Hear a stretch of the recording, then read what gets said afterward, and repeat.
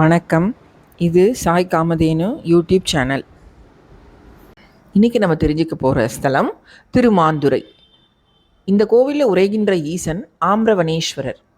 அம்மன் பேர் பாலாம்பிகை. இந்த கோவிலோட ஸ்தல விருட்சம் மாமரம். இந்த கோவில் எங்கே இருக்குன்னா, திருச்சியிலேருந்து லால்குடி போகிற வழியில் ஒரு 10 கிலோமீட்டர் தொலைவில் தான் இருக்குது.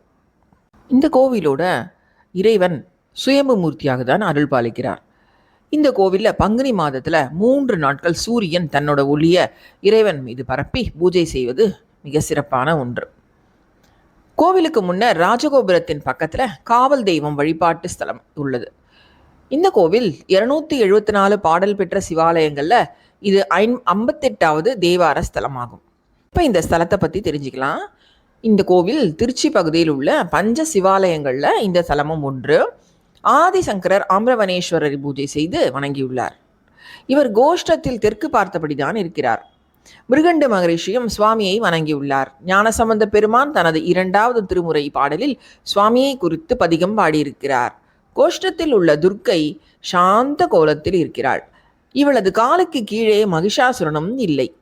பிரகாரத்தில் சுப்பிரமணியர் வள்ளி தெய்வானையுடன் தனி சன்னதித்து கிழக்கு பார்த்தபடி இருக்கிறார்கள். இவரை அருணகிரியார் திருப்புகழில் பாடியுள்ளார். மாமரங்கள் நிறைந்திருந்த இந்த தலம் என்பதால் மானுக்கு அருள் புரிந்த சிவஸ்தலம் என்பதாலும் இத்தலம் மாந்துரை என வழங்கப்படுகிறது. தேவலோக சிற்பியான விஸ்வகர்மாவின் மகளாக சமுக்கியா தேவி பிறந்தாள். பேரழகு கொண்டவளாக இருந்த அவளை சூரியன் மணந்து கொண்டார். அவள் சூரியனுடன் மிகுந்த அன்பு கொண்டு அவருடன் வாழ்ந்து வந்தாள். நாளுக்கு நாள் சூரியனின் உக்கிரகம் அதிகரிக்கவே அவளால் வெப்பத்தை தாங்கிக் கொள்ளவே முடியவில்லை. அவள் சூரியனிடம் முறையிட்டும் அவர் உக்கிரத்தை குறைக்கவே இல்லை. ஒரு காலகட்டத்தில் அவரது வெப்பத்தை தாங்க முடியாது என நிலைக்கு வந்த சமுக்கியாதேவி தன் தந்தையிடம் வந்து விடுவதாக விஸ்வகர்மாவிடம் கேட்டாள். அவரோ மகளுக்கு ஆறுதல் கூறி சாந்தப்படுத்தினார். ஆனாலும் அவளால் கணவனின் உக்கிரத்தை பொறுத்து கொள்ளவே முடியவில்லை. எனவே கணவனை பிரிந்து செல்ல முடிவெடுத்தாள். தான் சென்றுவிட்டால் கணவன் மனம் வருந்துவார் என்று எண்ணிய அவள் தன்னில் இருந்து சற்றும் வித்தியாசம் காண முடியாத தன் நிழலில் இருந்து ஒரு உருவத்தை உண்டாக்கினாள்.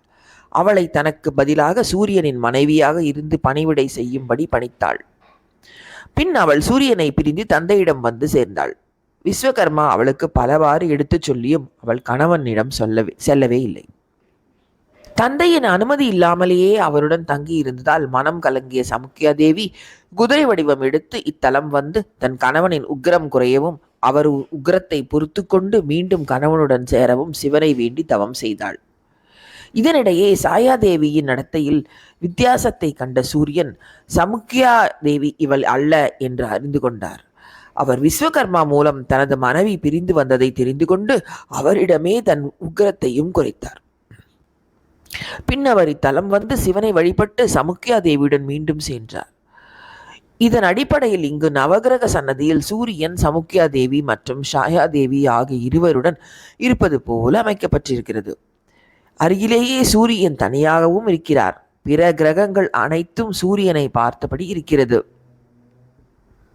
இந்த கோவிலோட தல வரலாறு என்னன்னா, முன்னொரு காலத்தில் இந்த பகுதி மாமரங்கள் நிறைந்த வனமாக இருந்தது. இந்த வனத்தில் தவம் செய்த மகரிஷி ஒருவர் சிவ அபச்சாரம் செய்ததால் மானாக பிறக்கும்படி சாபமிட்டார்.